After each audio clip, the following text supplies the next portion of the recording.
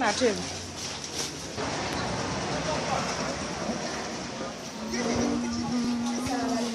Ça va si vous? Ça va yéen? D'accord.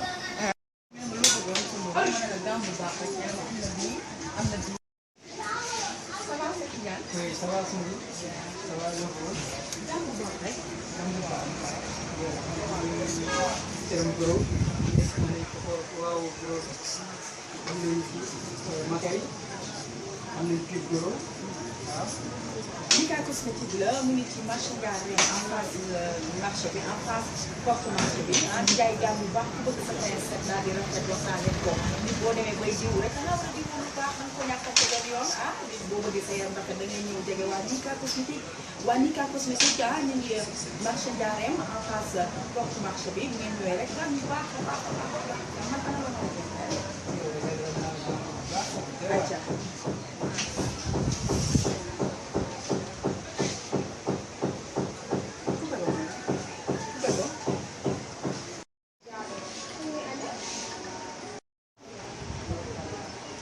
maa ngi Mika cosmétique ah mi ngi marché Ndiarème en face marché bi en face porte marché bi ah nee naa leen bu ngeen demee bay diw ni ngeen diwoo gàmm bu baax ndax nag yaram bu mu war a fonk la da nga war a jël sa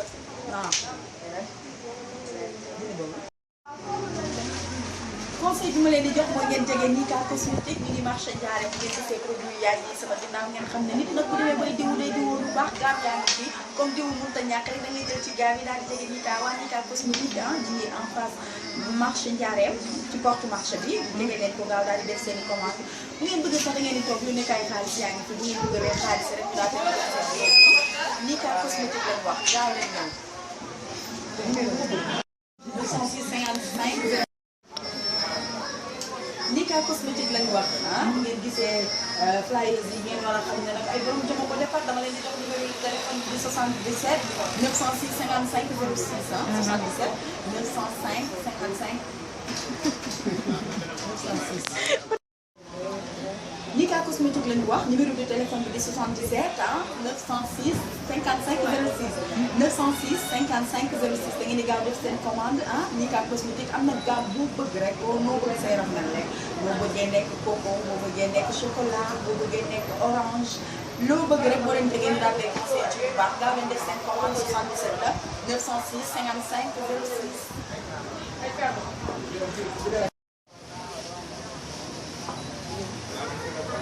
numéro de téléphone bi rek laa leen doon leeral muy 77 906 55 06 Mika cosmétique la ñu wax ñu ngi marché Ndiarème en face porte bi ah bu ngeen ñëwee rek da ngeen di gis ko nee naa ne kuy diw da nga diw bu baax nag produit yu baax yaa ngi fi gaam yu baax la gaam bu bëgg rek xalaat ko rek nee naa la bu bëggee orange bu bëggee chocolat bu bëggee doom américaine loo bëgg rek dañ leen di jëgal ñu daal lay conseillé ci yu baax yi nga daal ci def ko defee da ngay dégg jàmm kon nag ah gaaw leen def seen i commande wala bon. C'est bon. sama sachet bi nii ah nee naa la Mika cosmétique defuñu cosmétique rek defuñu ay produits gamme rek dañuy defaale greffage yu baax yi ngeen gis ma koy def ah ci sama bopp bi mu leen di neex fii laa koy jëlee greffage yu baax ci gudd longueur boo bëgg nag am na fi da ngeen di gaaw doxantu bu ngeen déggee lu baax da ngeen koy jëme rek bu ko defee nag ah Mika cosmétique dafa déggee lu baax lii nag weesu bu baax moom lu tawee sama ko jënd Cheikh Diatta wax